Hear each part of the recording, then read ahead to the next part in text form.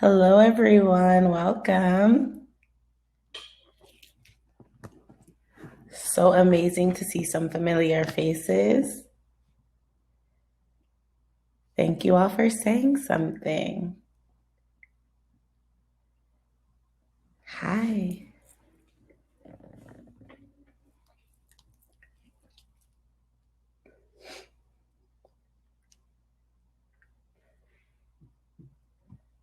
Hello. Good afternoon. Good afternoon. Welcome in. All right, everybody. So we're going to go ahead and get started so that we can make sure that we honor everyone's time. So first, I would like to introduce myself. Hello, everyone. My name is Mallory Wright. I am currently residing in Baltimore, Maryland. However, I am born and raised on the Eastern Shore of Maryland in Salisbury, Maryland. And I currently am an assistant principal in Baltimore City Public Schools. I am 23 days in, and I'm very excited. I belong to the AME Zion Church, where I am attending Pennsylvania Avenue AME Zion Church and have been in the AME Zion Church my entire life. So I'm super excited to be with you all today. And the conversation we're going to have is cultural competence in the church. Where do you fall?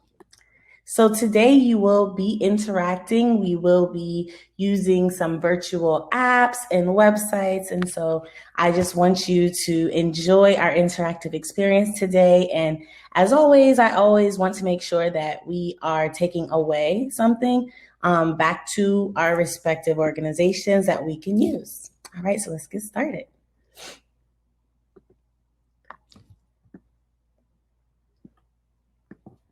All right, so our section objectives for today are to learn today, by the end of today, we will learn why it is important to acknowledge biases, learn how to recognize and acknowledge biases, evaluate biases within your organization, and to create a plan to overcome biases within your organization. So these are just what we're aiming for today. All right, so cultural competence and the church. Why is this important? I am so glad you asked. I am going to, as you're previewing these, just read off some of these church growth statistics. And so I want you to keep in mind the one or two or three that are surprising to you or eye-opening to you. Make sure that you remember the one that is surprising or eye-opening to you, because I am going to ask you to document that on what we call a Padlet. So the church growth statistics that I have compiled here say 23% of pastors deal with mental illness. Nearly 40% of Americans between 18 to 29 have no particular religious affiliation. Only 10 to 25% of church members tithe regularly. Regular church attendance has dropped from 42% in 2008 to 37% in 2007. 46% of churchgoers attend the church of 100 or fewer. Only 2 in 10 millennials believe church attendance is important. 59% of millennials who grew up in the church have dropped out at some point. 67% of LGBT Americans identify with a specific or general religion. In 2016, 79% of Americans claim to have some religious affiliation, but only 55% were members of a church or synagogue, a difference of 24%. More than 8 in 10 members of the silent generation, those born between 1928 and 1945, describe themselves as Christians, 84%, as do 3/4 of baby boomers, 76%. Only half of millennials, 49%, describe themselves as Christians. 4 in 10 are religious nuns, and 1 in 10 millennials identify with non-Christian faiths. So, wow. Thank you so much for your feedback. I will make sure that I can blow these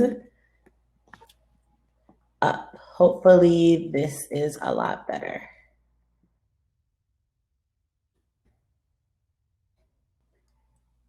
Is that better, everyone?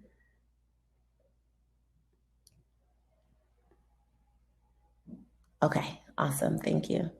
All right, so I am going to drop a link into the chat, and I would like you, while you're taking a look at these statistics, to share which one is surprising to you and why. Your link, I'm getting ready to drop right now. And if you go to that link, you'll be able to type in and we'll be able to share which ones are interesting or surprising to you. So we're going to take a couple of minutes to do that.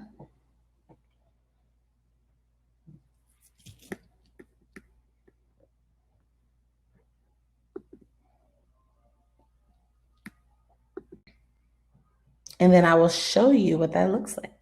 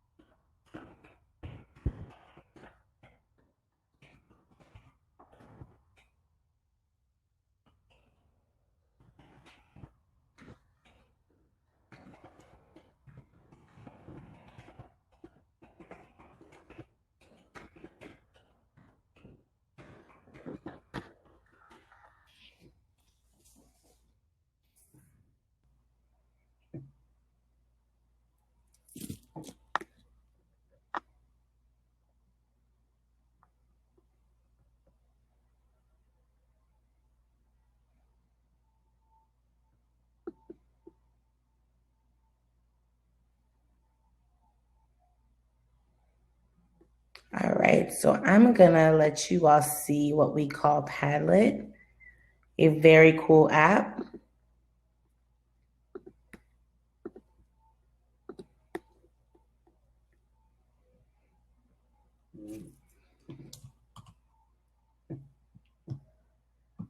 So the mental health one seems to be one that's surprising to people.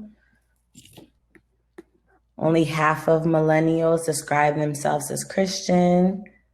The percentage was lower for churchgoers. Okay. You would have thought the percentage of mental health was higher. Wow, this is very interesting.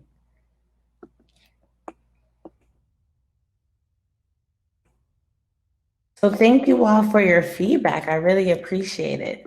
And again, like I shared with you, I like to use different tools that you can use, and this is one that you can use, especially because you see it can be anonymous. So very, very helpful. All right, now back to the presentation.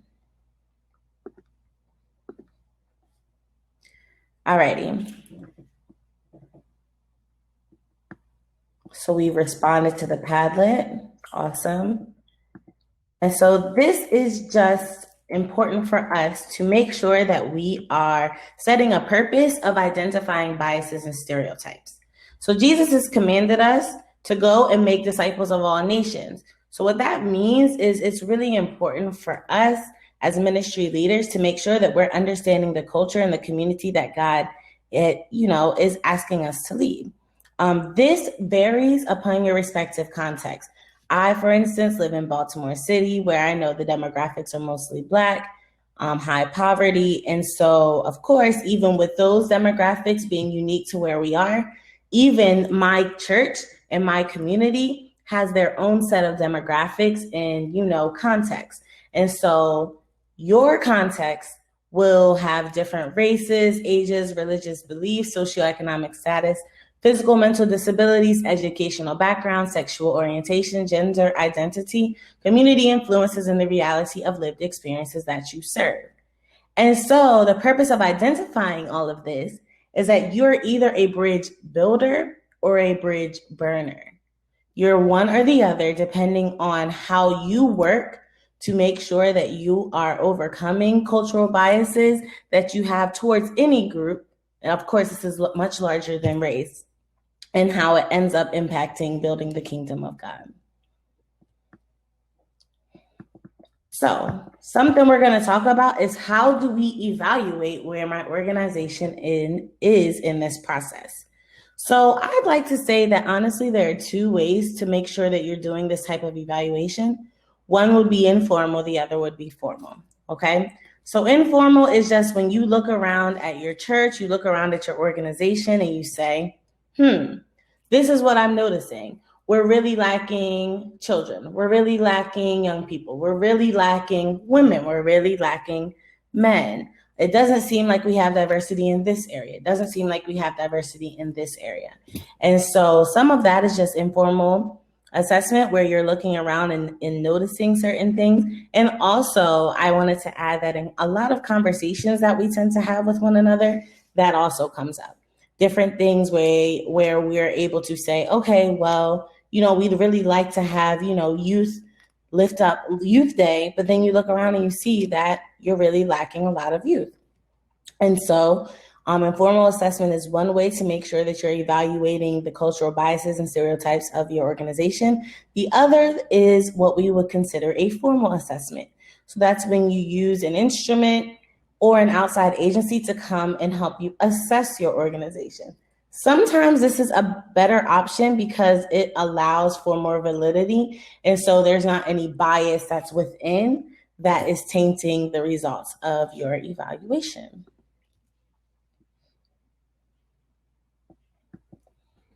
And just so we can have some examples, of course, your informal, unplanned, and impromptu conversations and observations versus your formal surveys, focus groups, outside agencies running assessment.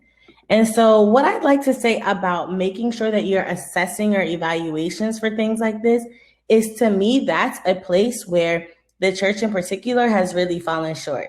Continuing to get feedback, continuing to collect data, continuing to make sure that you're being reflexive about your practices. And so because a lot of the times we're not doing that as effectively as we can, we're not able to really understand the tempo and the needs of our community and those that we're serving. And so I would strongly, strongly urge you to make sure that you are evaluating, collecting data, getting feedback from your constituents. So moving forward, this is something that I'm not sure if everyone has seen, but this is a theory that I am very in support of. It's something that we call the cultural competence continuum, right? So on the left, it starts with cultural destructiveness, where literally the way that you think, your practices, your attitudes can be destructive to cultures and can actually be very, awful for a lot of what's going on in your organization. And on your right, it literally gets to a place of cultural proficiency, where you're able to hold culture in high esteem, seeking to add to the knowledge of culturally competent practice, and through research, influence relationships, and promoting self-determination. So the truth about the cultural competence continuum that I think is so interesting and so intriguing is that for every demographic that I listed earlier, race, age, gender, religion, gender identity, sexual orientation, we all fall in different places within the cultural competence continuum.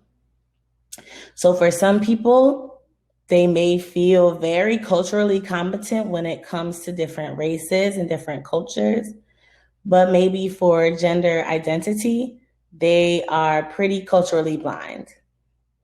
And so it's important for our organizations and for us individually to make sure that we are considering where we are on the cultural competence continuum for every single breakdown of how we identify people. Because at the end of the day, what ends up happening is a lot of our subconscious actions and thoughts and mindsets, we end up reflecting where we are on that continuum, and they end up becoming actions where we're we're hurting people.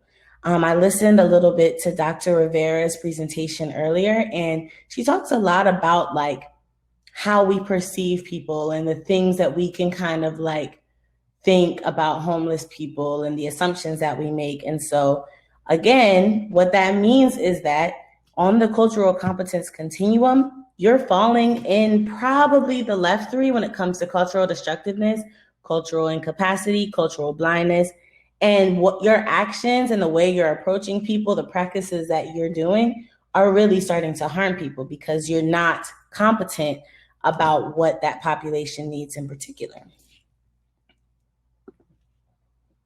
So again, just to add the 6 points of the continuum, this really just breaks down. And to me, this is a really great measure of kind of figuring out where you are on each topic.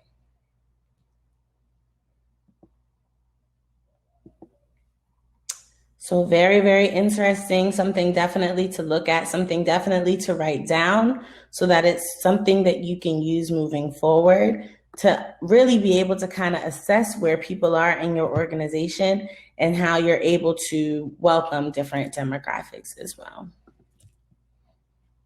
All right. I love quotes. I think they're great. This is one that I came up with, and I said that the goal is to do self-work to be able to achieve at least cultural competence in areas you are uncomfortable in. And so this ties so much, greater to a larger conversation when we're having conversations about George Floyd, Breonna Taylor, and just this whole movement of cultural competency. This also happens to be my dissertation topic where I'm a Doctor of Education student at Morgan State University, where my dissertation and research interests are looking at cultural competency for teacher preparation programs and really seeing how the lack of cultural competency and teacher preparation programs in the undergraduate level can lead to teachers when they get out in the field perpetuating the school to prison pipeline. And so the thing is this, within the church, we have to still keep a tempo and we still have to keep being mindful of where we're falling within the church, because oftentimes what ends up happening in our churches is that people are not able to, and a lot of people, according to the statistics in particular, really feel disenfranchised by the church. They don't feel welcome by the church. And it's because of, again, our beliefs and our mindsets that we have to work to overcome, because we are tasked to make disciples of all people. And so a lot of this is great to have conversations. This is an amazing summit. This is a great opportunity to connect. But the real work, honestly, is in your self-work. It's in the work where you say, I really am struggling with someone else's gender identity, and I don't really like that they want to change genders, or I don't really like teenagers. I don't feel like they have much to offer. That is that self-work where you have to say, okay, but at the end of the day, we're doing this for the glory of God, and we all have something to contribute. So it's something that needs to be thought about. Okay. So, like I mentioned earlier, I feel like whenever we are able to meet up with one another, it's important that we leave with some actionable items. We leave with something that we can take back to our organizations so that we can make them better. So I am going to devote this next portion to what the goal of a cultural competence plan should be.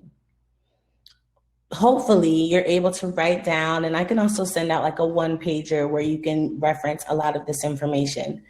So that you're able to look within your organization and to create a cultural competence plan after evaluation.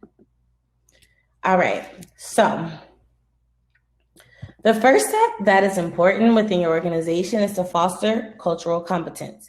You need to understand the need of cultural competence by reviewing the results of your assessment. Again, this varies on where you are, your particular context, what the context needs, what your constituents need. You need to make sure that you're training ministry leaders on cultural competence based on self-assessment. Something else that I see within the church oftentimes is there is a major lacking in training. We need to make sure that we are professionally developing our ministry leaders, just like we do professional development for our workplaces and our organizations that we're a part of. We must continue to train, because the thing is, society is continuing to change. Society is continuing to shift.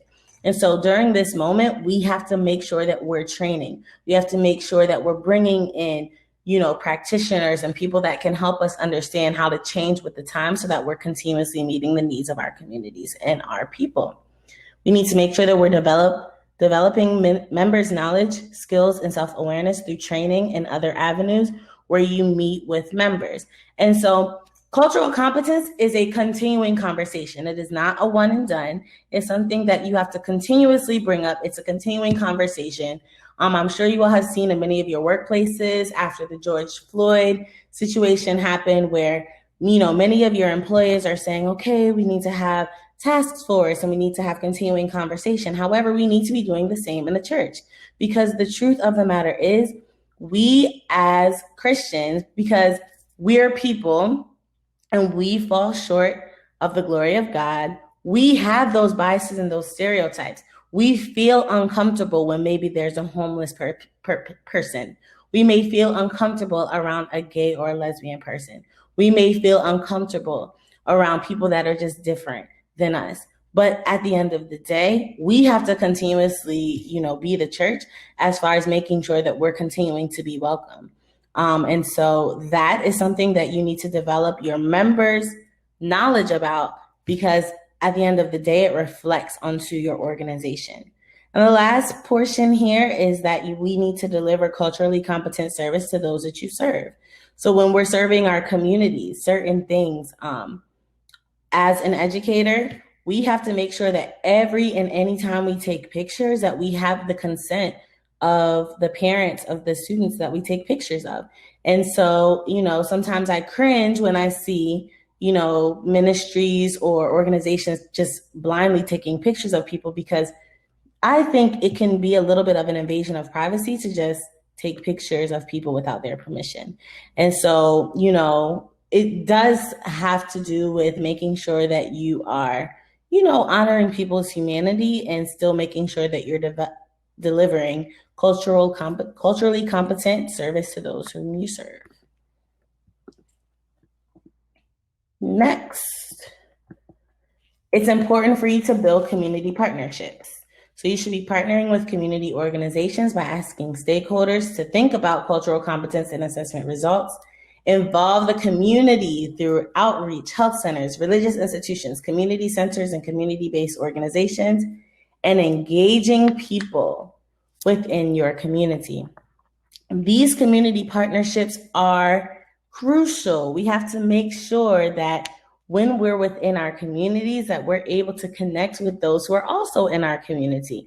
Because at the end of the day, the goal of all of these community organizations, whether they are religious organizations, whether they are advocacy organizations, nonprofit organizations, is to meet the needs of the community. So making sure that you're building those community partnerships, as well as making sure that those partnerships are mutually beneficial.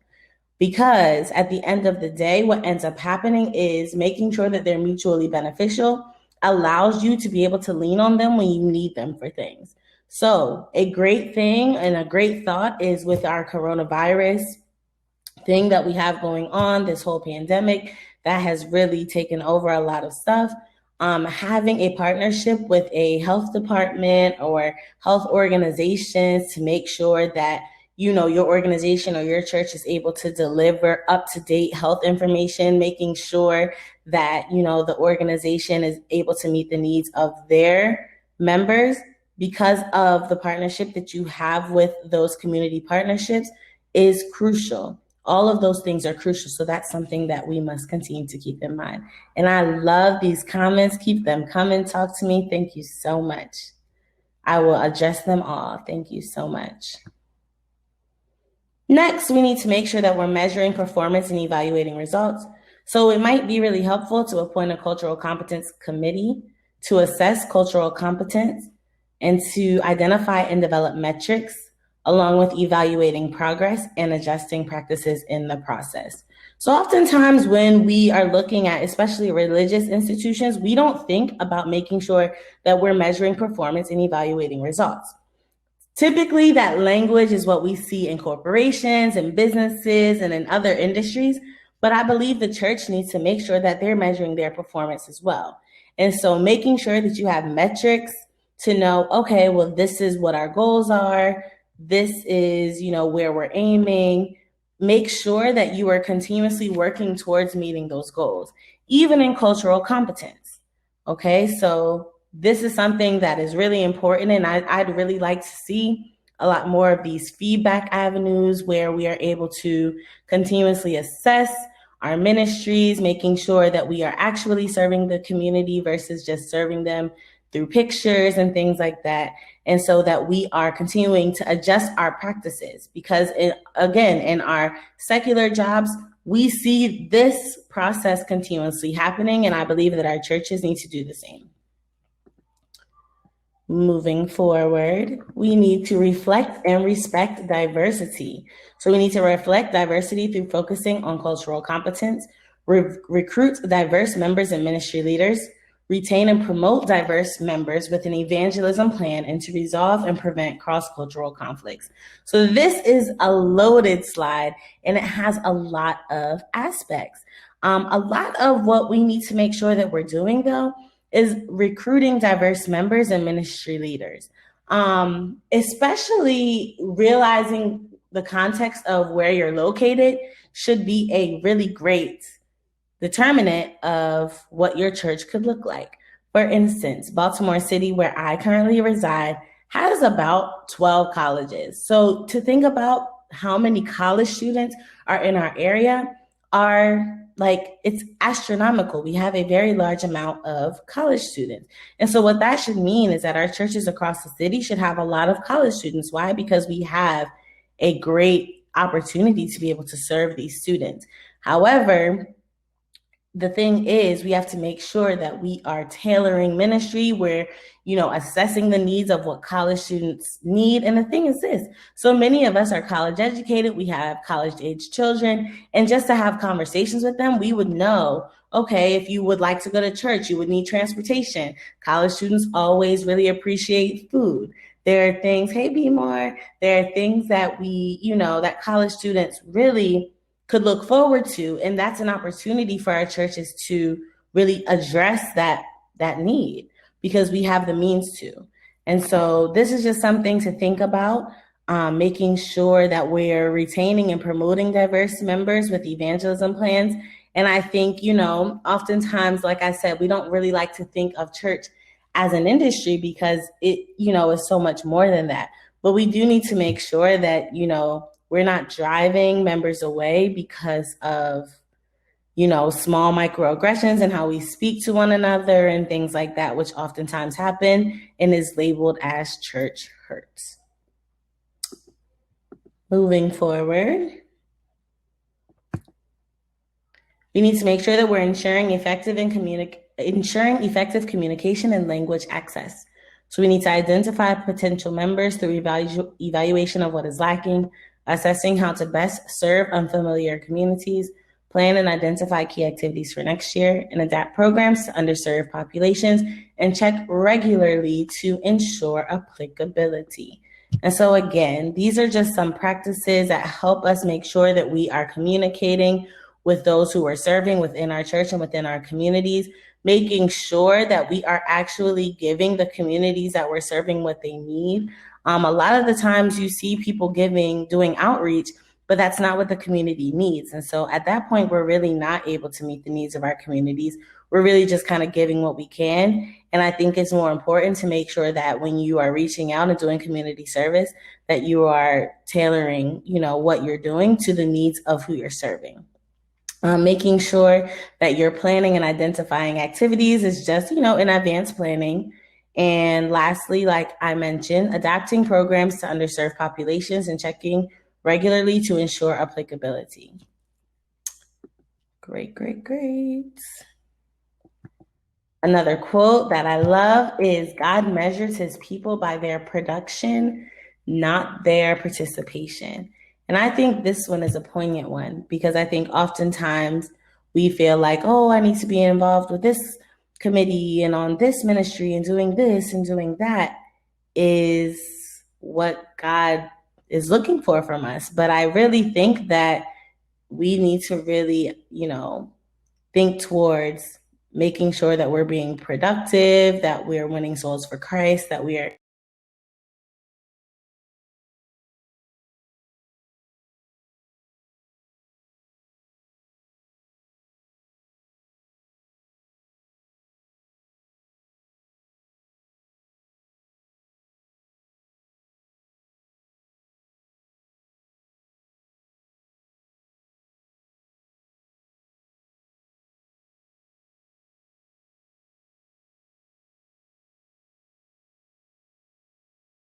and not bridge burners. If we see those within our congregations or outside of our congregations that have needs that are not being met, it's our personal responsibility, along with the responsibility of the organization, to continue to reach out.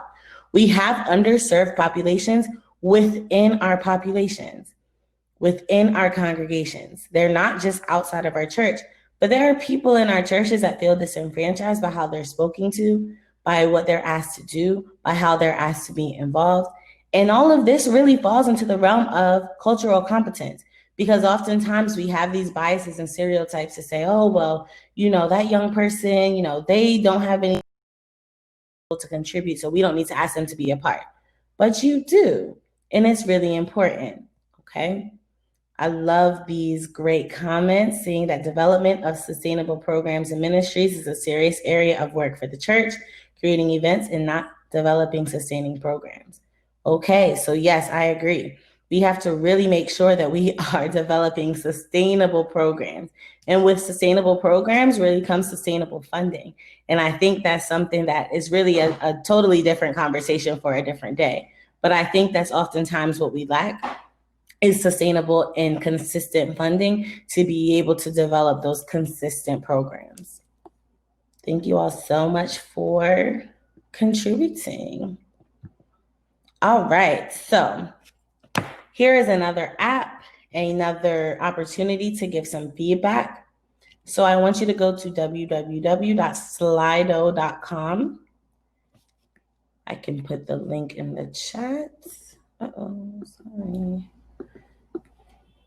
And then I'm going to ask you to type in the event code, which is 66170, and then you're going to follow the instructions on the screen. Again, giving you an idea of something that you can use, in this virtual world that we're living in right now.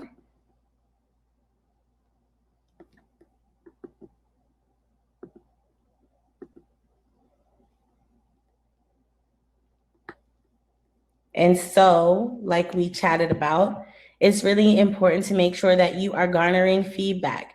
Even in this 45-minute presentation, it's important to make sure that you're getting feedback, because ultimately, and I love what LaKesha and Quinta have put together here. This is something where we're able to connect, and we are going to be continuously connected. And so making sure that we are meeting the needs of those we serve includes making sure that we are addressing the needs of our community, which is here on Rethinking Church.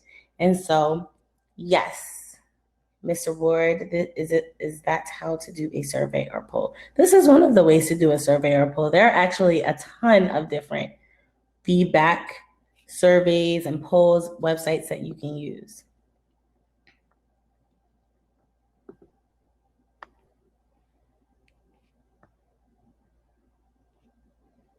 So the first question that you should be able to see here is, what is one thing that you will start doing within your organization as a result of this presentation? I am going to actually put the event code in the chat. 660. I'm going to share with you what I see.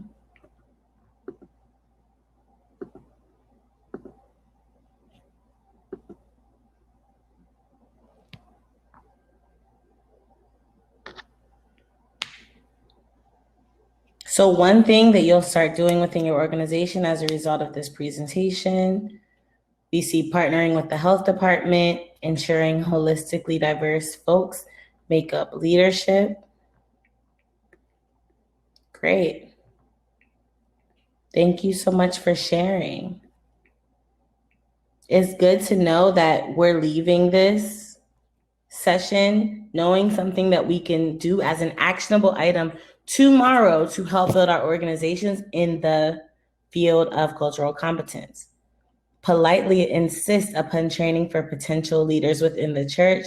Thank you so much, because making sure that we're developing our leaders is important. I am so sorry you guys are not seeing what I'm seeing, and I thought you were.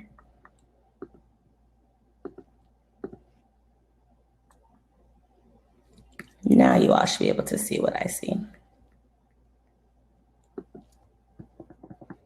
Is there a way to do it for community members who may not be tech savvy to get feedback?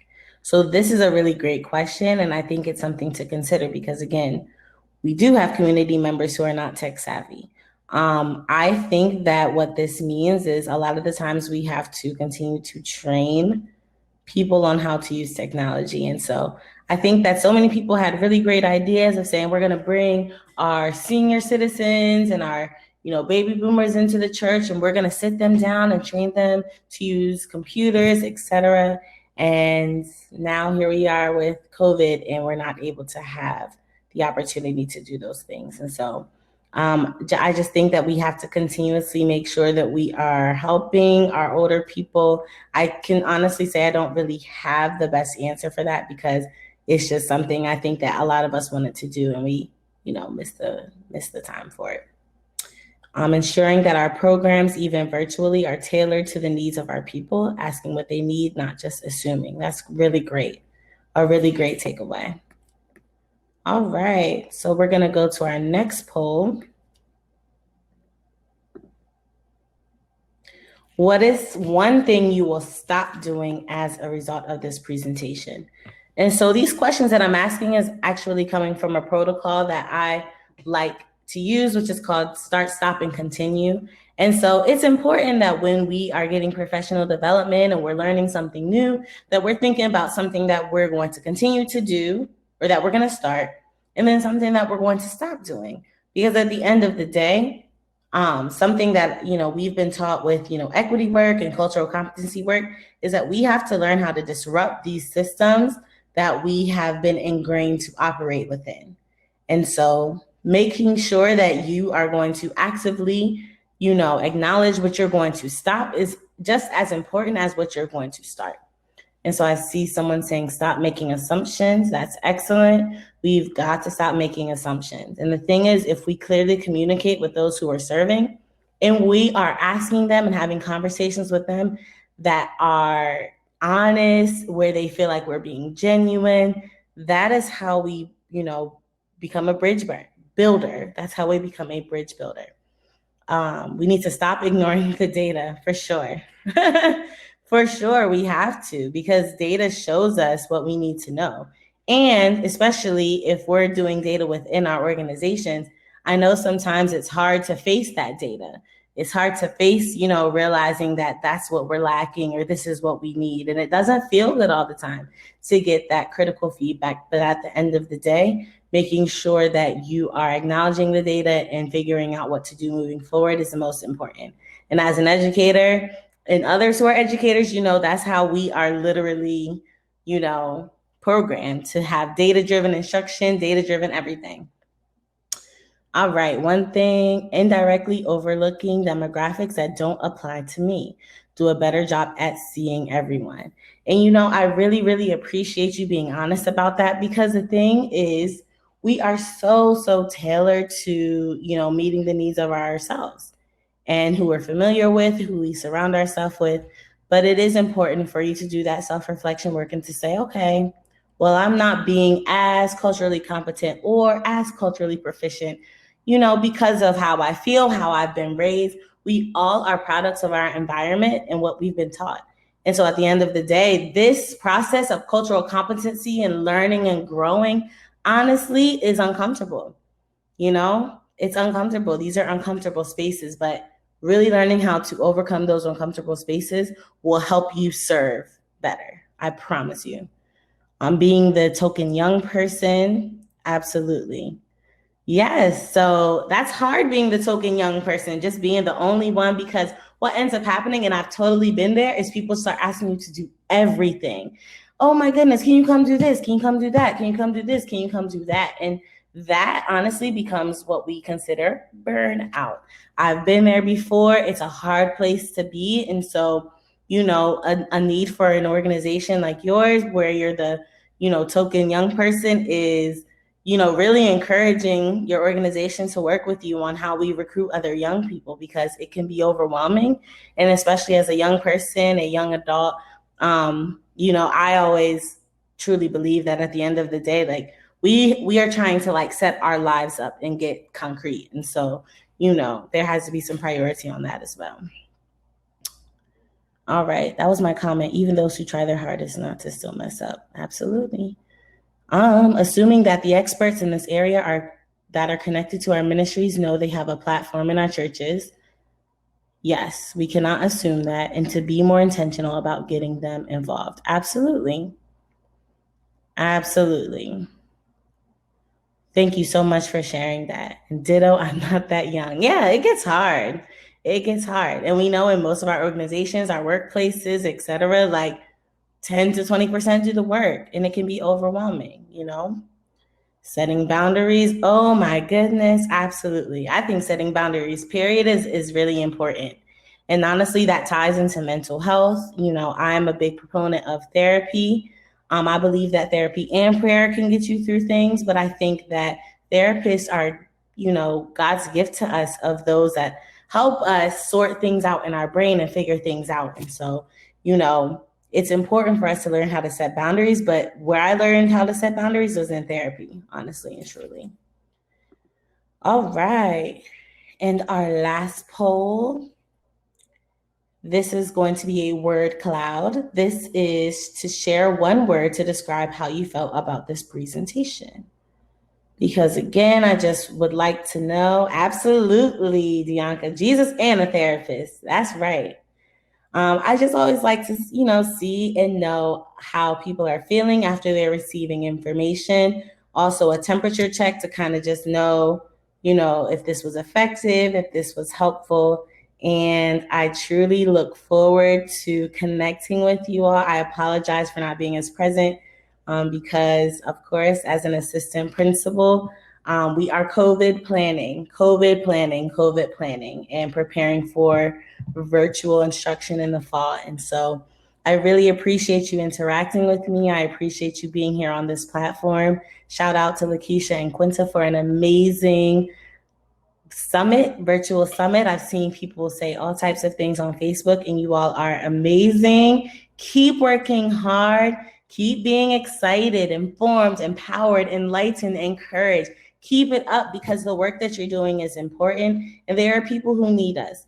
This is what God has called us to do, and I truly believe that you can. I look forward to connecting with you all, and please hit me up on the platform. I'm on Facebook, Mallory Wright. I'm there on LinkedIn as well. And so thank you all for such a great afternoon and for the opportunity to share.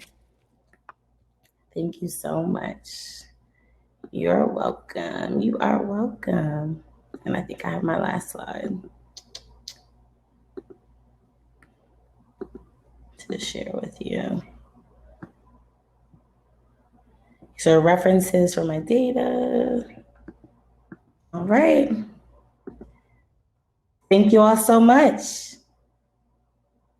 Hey, Pastor, I didn't know you were on here. Thank you. How can pastors who need this training in their churches enlist your services? Pastor, we can talk.